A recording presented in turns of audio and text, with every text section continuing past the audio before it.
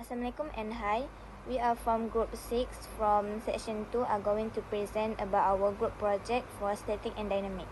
This is our group members. First, Iman Zafri bin Muhammad Zairi, metric number NN250058. Second, Nur Farisah Aisyah binti Muhammad Ali, metric number CN250325.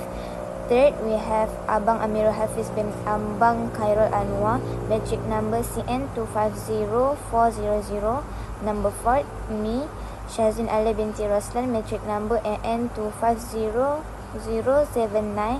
And last one, Muhammad Danish Wazi bin Azmi, metric number AN250014. For introduction part, our project focus on pedestrian ramp and elevated walkway at Foyer Campus Pagoh, University Tun Hussein of Malaysia, which connects building blocks to nearby roads. The structure is made of reinforced concrete slab supported by beams and columns, and it is designed to safely support pedestrians while connecting different floor levels. The ramp and walkway experience dead load from their own weights and experience lift load from people who are using the walkway. These loads are transferred through slab, beams and columns before being distributed to the ground. Since the ramp is a bit inclined, the forces act in different directions, which needs to be properly resisted to ensure stability.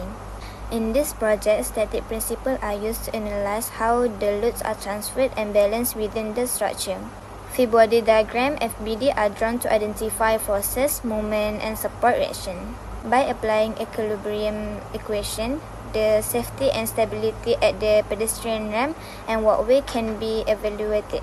In this problem deconstruction, the pedestrian walkway is simplified for structural analysis. The walkway is modeled as a simply supported beam with a pin support at one end and a roller support at the other end. The pin support prevent both horizontal and vertical movement but allow rotation. Meanwhile, the roller support only prevent vertical movement and allow horizontal expansion, such as movement caused by temperature changes. Next, the dead load, including the weight of the concrete slab, is assumed as a uniformly distributed load acting along the beam. In addition, the live load represents the varying weight of pedestrian acting downward due to the gravity. To analyze the structure, a free body diagram (FBD) is drawn by isolating the beam and replacing the spots with reaction forces. These reaction forces are the horizontal reaction at the pin support AX, the vertical reaction at the pin support AY, and the vertical reaction at the roller support BY. Finally, the structure is analyzed using the three equations of static equilibrium. The sum of horizontal forces equals 0, the sum of vertical forces equals 0, and the sum of moment equals 0.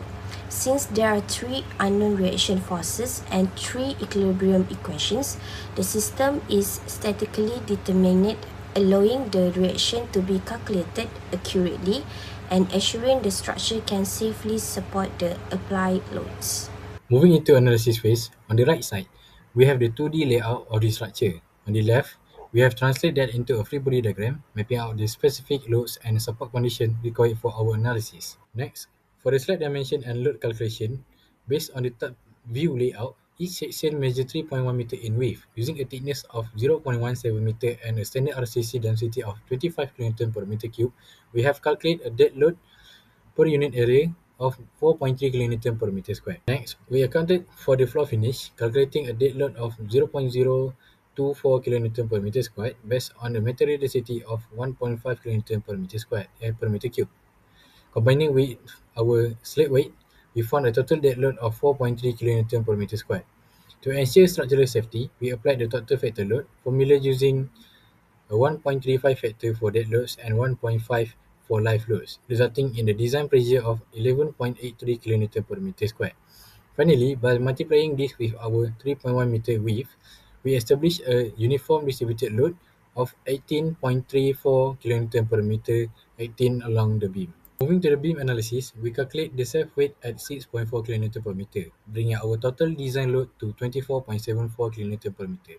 By distributing this across the 8.25 meter span, we determine the final reaction on the secondary beam. Moving to the first column analysis, we calculate a total volume of 1.06 meter cube for column AB. By multiplying this with the RCC density of 25 kN per meter cube, we determine the column self-weight to be 26.5 kN.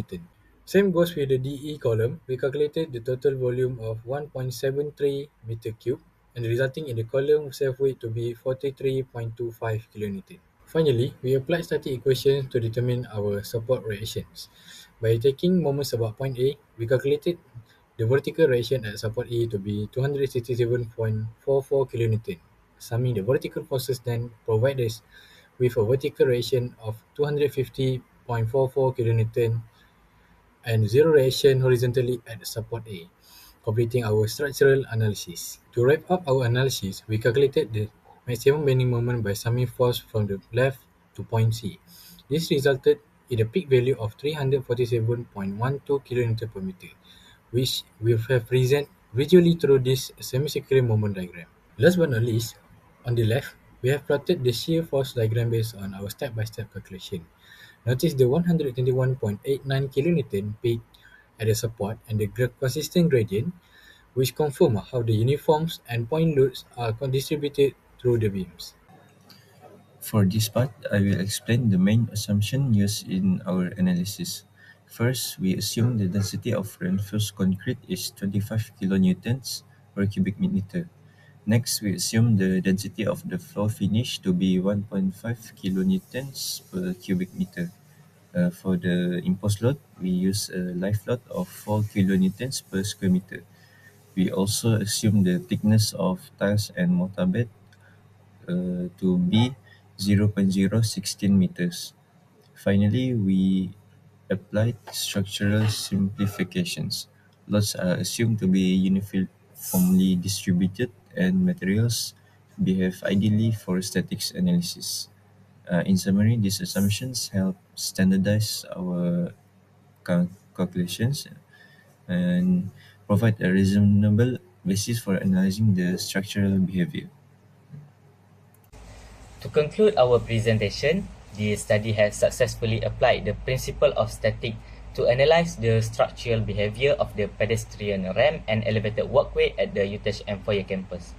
Our analysis focused heavily on load distribution to verify the stability and the safety of the structure, and we took into account two main types of load, which dead load, and that include reinforced concrete, floor finish, beam and column, and then live load, which represent the actual pedestrian usage. And to simplify our calculation, we idealize the structure as a statically determinate system using pin and roller support by utilizing the free body diagram and applying the three fundamental equilibrium equation. We were able to determine the support reactions, shear force and bending moment. The results show a clear and effective load path. The loads are transferred from the slab to the beam and then through the column and finally down to the ground. And overall, our finding confirm that the structure is stable and safe under the assumed loading condition, and this study perfectly demonstrate how theoretical static principles are applied in the real-world structural engineering. And that brings us to the end of our presentation. Thank you all for the attention.